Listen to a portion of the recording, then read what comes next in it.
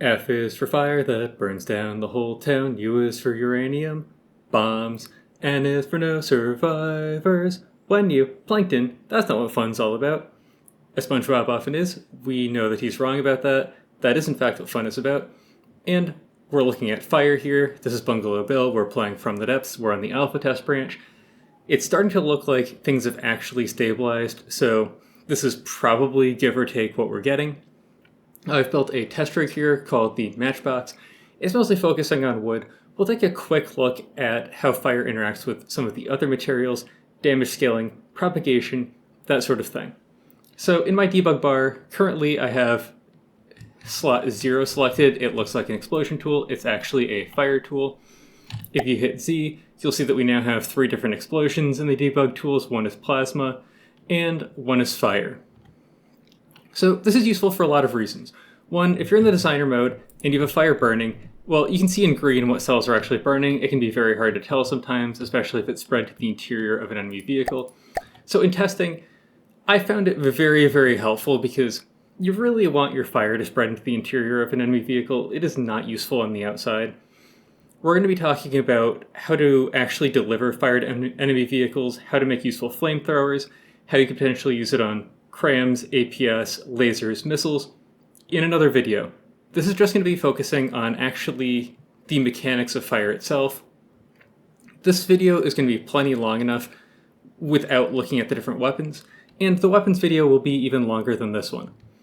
So in the debug menu that I had open earlier, we have 3 different stats for a fire. There's also stats on blocks that affect it. Fuel is effectively damage. As a fire burns, the fuel gets reduced and it gets converted into damage at a ratio of 1:1 times a modifier that's dependent on the intensity, which is effectively the armor-piercing value of a fire, and the fire resistance of a block, which is its AC against fire.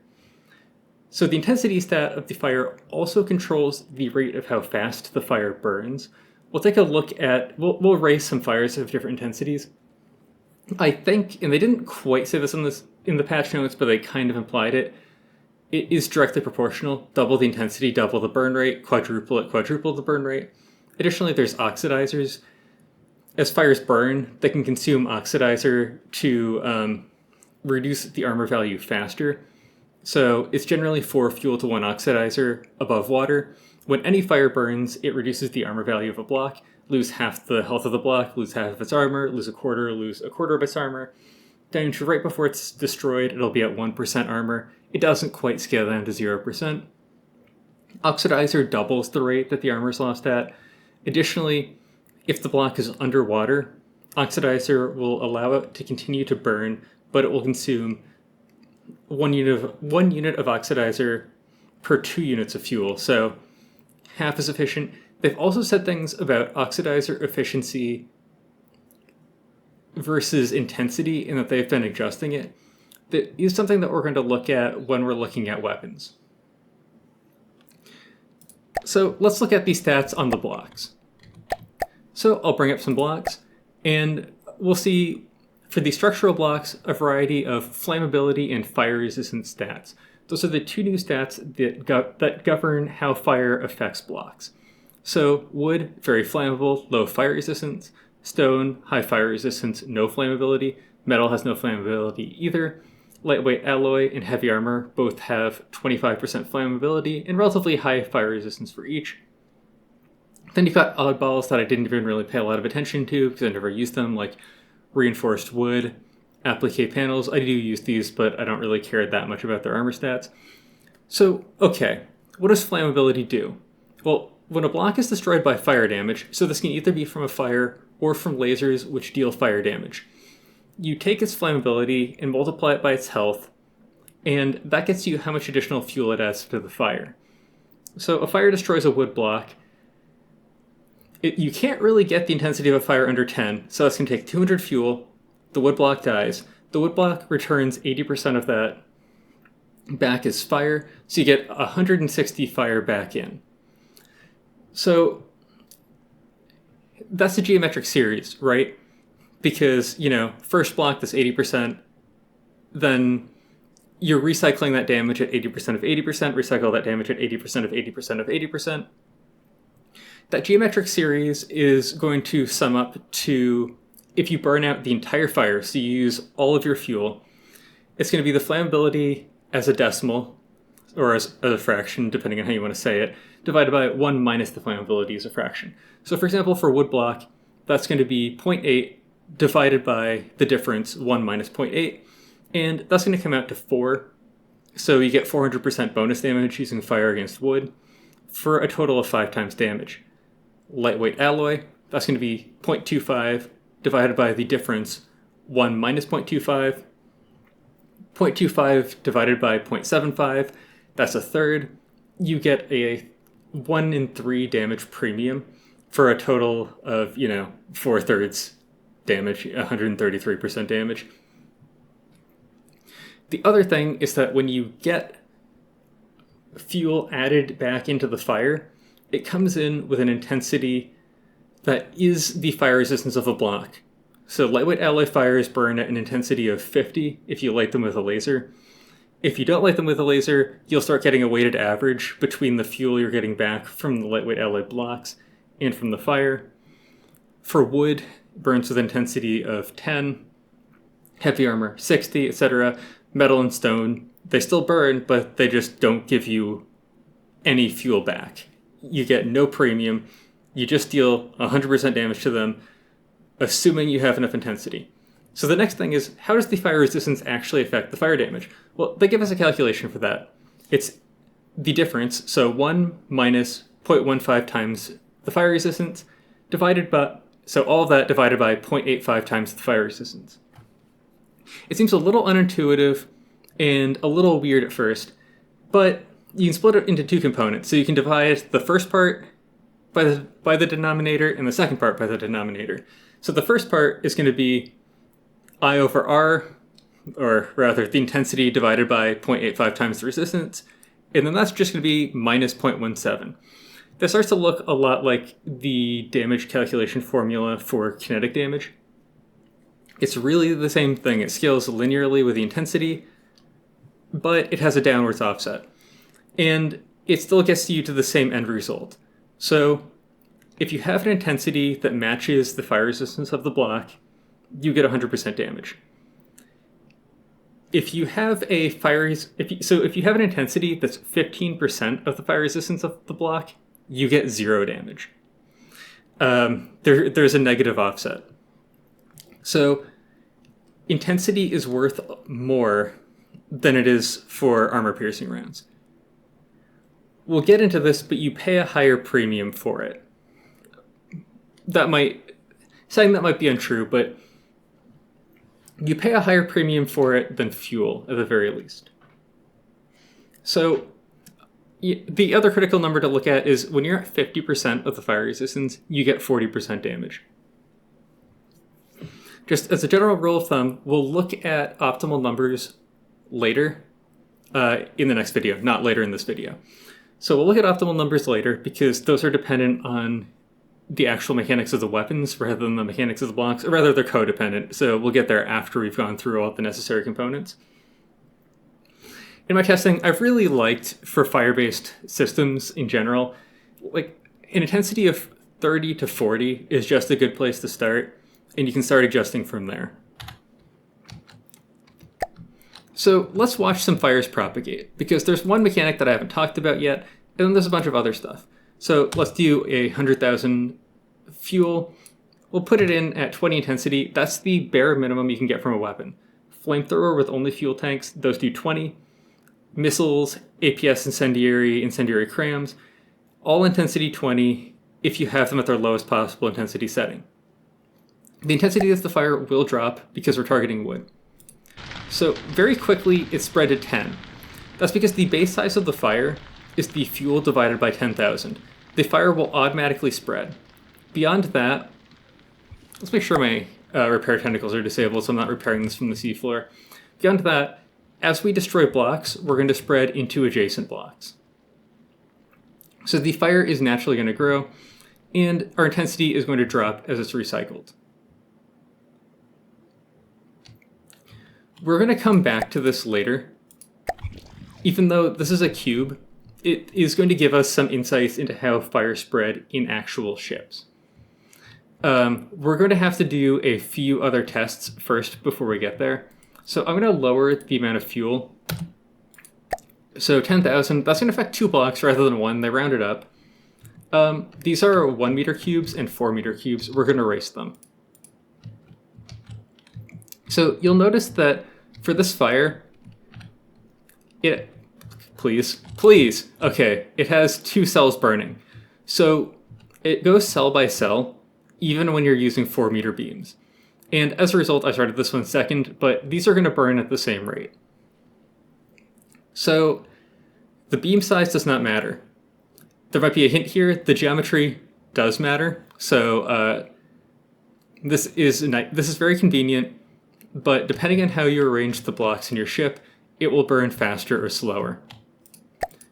Let's put that out.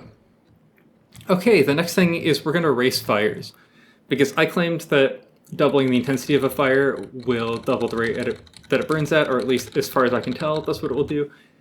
I can't manage to use the fire debug tool while the game is paused, so I slowed it down as much as possible so that I can give all these fires an even start. We're going to be doing this. We're going to do 20, 40, 60, 80, 100. I have to double click, I don't know why.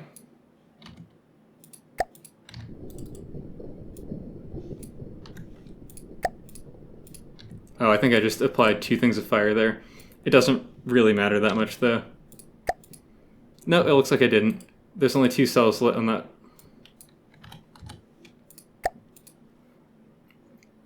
Alright, everybody's burning. Oh no, I did actually double the flames to it. This will have an effect of causing its intensity to drop slightly slower than it should. The intensity is generally going to drop faster, though, the more intense the fire is. That's both because the weighted average of the very low intensity fuel coming back is far lower. If I was racing, in retrospect, I should race these on metal or stone where the intensity won't change. Too late, we already started. Let's speed things back up and watch them burn. I mean, give or take, this is right. The 100 intensity fire, it's coming closer to burning. I was going to say it's coming closer to burning twice as fast as this one. Well, it should barely be burning twice as fast as this one because it's actually less than twice the intensity. But this one's burning roughly twice as fast as this one, and every time I double it, they're burning roughly twice as fast as each other.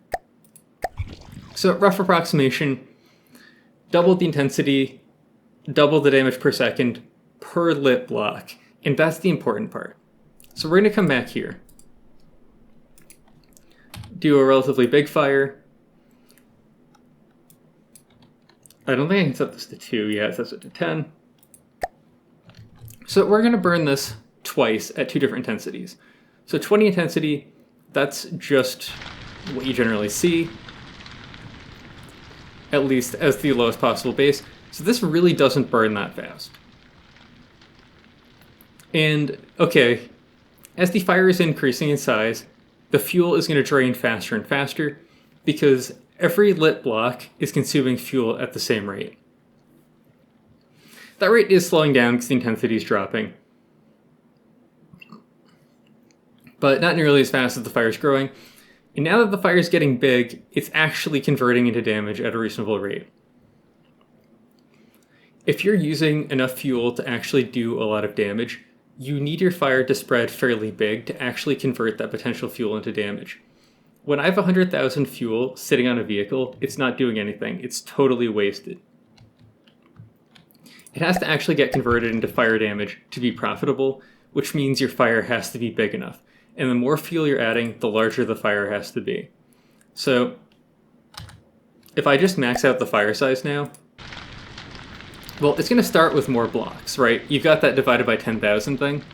But fundamentally, it's not really spreading faster. So I have like 1 million raw potential damage if you ignore the material that's just sitting there. Right?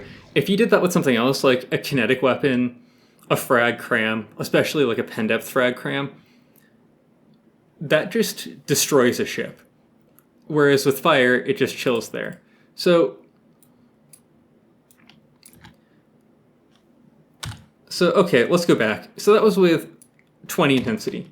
So 40 will burn twice as fast, right?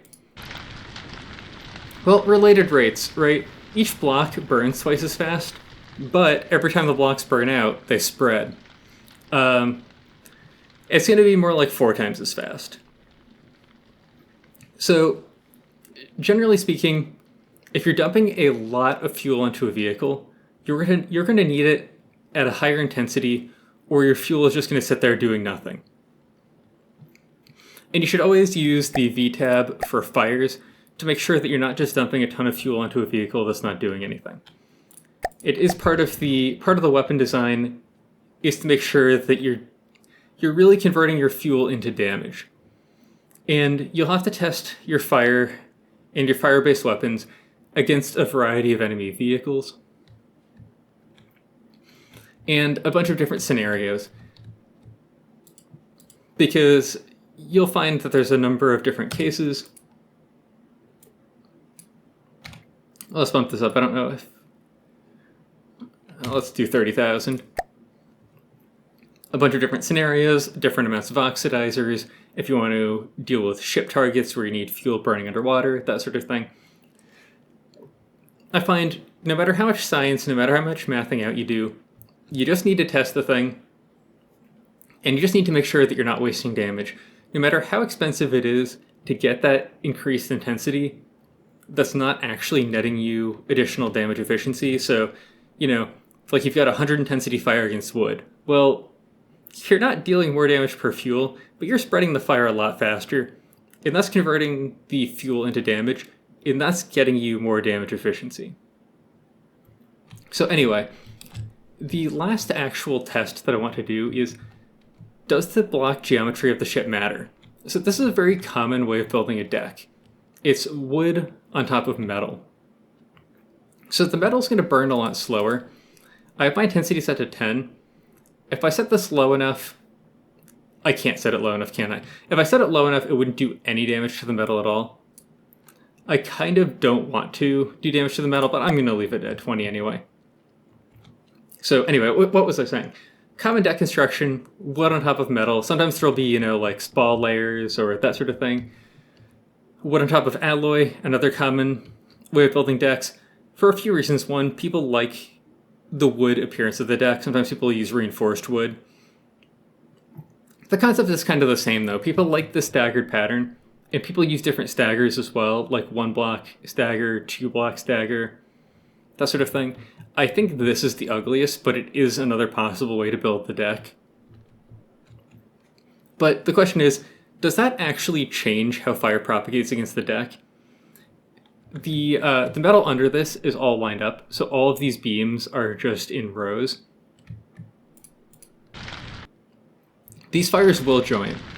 The join actually happens not when the fires touch, but when the fire spreads into a block already occupied by the adjacent fire.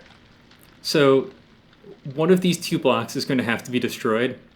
Actually, I think this block's going to have to be destroyed before the fire spread into each other.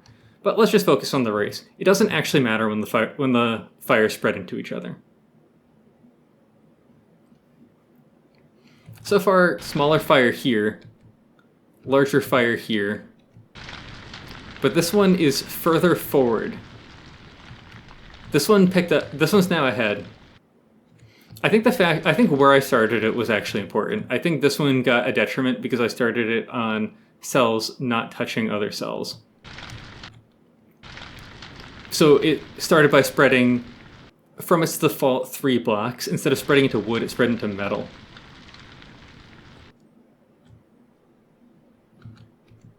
Okay, so the stagger is burning faster. That's pretty clear, I think. So I've watched these burn for a long time in the past. These are actually going to run out of fuel soon. I should have used more. This one's going to run out of fuel first, actually. This 2 block stagger burns approximately twice as fast for a scenario like this. I haven't tested bigger decks, but for a deck like this, twice as fast. I also haven't tested other armor designs that I haven't used in a long time. So people used to build a lot of armor like this, where you'd have crosshatches. I have not tested how that affects performance. I also haven't really done tests where I do frontal armor versus side armor, that sort of thing. A lot of the time, these aren't geometries that you can change in response to fire damage. You just need these types of geometries to deal with kinetic projectiles or piercing damage. There's so much of that in the game because the best way to defeat armor is to pierce a hole through it. This is something we'll get to when actually designing fire weapons, but you don't want them on the outside of the ship, right? You want your fire inside the ship. And there's two ways you can do that. One, you apply a lot of fire to the outside, and eventually it's going to burn to the inside. The other one is you just hit the thing with a kinetic weapon, now you got a hole all the way through. Well, it's way easier to spread fire into this than it is to get it in here through the outside here. In some ways that's true, in some ways that's false, because like if I light this block on fire, this hole does not really affect how the fire propagates that much. But if I'm spraying this whole thing down with a flamer and I've got holes on it, I really don't need much fuel to go down one of these holes for life to get real bad for everything inside. Additionally, if I'm using AP Incendiary, so APS Incendiary is one of the big ones for this, I can connect the fire on the inside with a fire on the outside, and now all of my fuel on the outside is burning on the inside. The one that actually does this the best is a laser, because a laser lights a fire the entire length of the blocks. This doesn't work against metal or stone, so actually might make those usable if this turns out to be way too good of a strategy. But pick a charge laser, or just any very strong pulse laser, bore a big hole through the enemy vehicle. Now you've got a fire that goes all the way into the inside. As soon as that touches the fire on the outside, all the fuel's on the inside. As you saw here, lower health blocks or blocks with less resistance will burn much faster. A lot of the interior of vehicles will burn very, very quickly. And although I said that flammability was how you get fuel into a fire, it's not the only way to do that. So this is worth 18,000 fire when it's destroyed, when it's entirely full. So like a lot of people, you'll see this in a lot of Niter designs, I just put fuel next to it. I put all this fuel next to each other because it's non-reactive. There isn't much of a reason not to. I'll spread it around the vehicle a little bit. Sometimes I'll also put too much. So this is more expensive than placing material storage, but not to the point where I won't overbuild fuel so that, I don't want my engines to not work because I had a few fuel boxes get destroyed. That's just really bad. So I'll usually overbuild fuel a little bit. That can be catastrophic now. Now, I still tend to find that ammo explosions are much, much more critical than fire. We'll see some of this when we actually start testing different incendiary weapons, but still, jets, other things that have large amounts of fuel sitting around, if you hit the fuel boxes on some like Grey Talons craft or Scarlet Dawn craft, it'll hollow out the entire inside of the enemy vehicle. Additionally, cargo containers and coal piles, but not the rest of these. The rest of these are pretty flammable, but they're not that flammable. These other ones, they're 200%. The geometric series to that's infinite. If I have a line of cargo containers, they will all burn. Any number of cargo containers will burn. Build your whole ship out of cargo containers as long as you get enough fuel into the thing to ensure a sufficient beginning spread of the fire will burn. Cargo containers also have a lot of health, so that's 30,000 fuel that gets dumped back into the fire when these burn. Only at 20 intensity. I did not check what the intensity here was. 20 intensity. So, comparable. But it's another case for steam engines. So I use a lot of fuel engines because I am lazy, they're really easy, they're on demand, you don't have to add a bunch of like ACBs or breads or fancy stuff to make your ship work more efficiently with them. I'm probably going to start building more Steam. We'll see how this shakes out. We'll see how I feel after testing more incendiary stuff. Once we've looked into incendiary weapons, how the meta starts to develop. There's already a very, very strong case for Steam to begin with. Steam engines are good. But currently, the fact that they're less susceptible to fire damage is probably going to push me in the direction of I'll use Fuel for CJEs, and I'll use Steam in other places.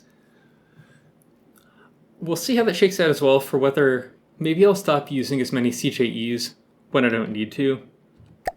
One of the big motivators behind using CJEs is that the top speed of this huge jet engine, 150, the top of the CJE, 175, it's not a hard cap. This is a soft cap for both of these. But you just get a little bit of extra speed out of the jet controllers. But if I don't need that top speed, propeller hubs, huge jet engines, powered by steam, way less fire susceptibility. So I might change my big airships to often use this type of stuff to keep aloft rather than CJEs that I do a lot currently. Looking at the relative efficiency of the two and how to compare them was also something that I intended to do as a part of the quad video, but didn't. It wasn't really part of that. It was, I'm retrofitting a tank to be a hover tank. So part of that video actually is looking at the trade-offs that you make when you choose different thrust methods, as well as comparing these is actually tricky because some of these require internal engines and these don't. It's a huge can of worms, additionally complicated by the fire decision, which was not something on my mind at all when I started working through that problem. So I'm gonna have to rethink some of those decisions now that the fire update's here. Anyway, I've already dragged the end of this video on long enough. It's almost 30 minutes now. So I'm going to cut it off here. This is the fire damage mechanics. Coming up will be the actual weapon mechanics. So I hope you enjoyed watching, and I'll see you in the future.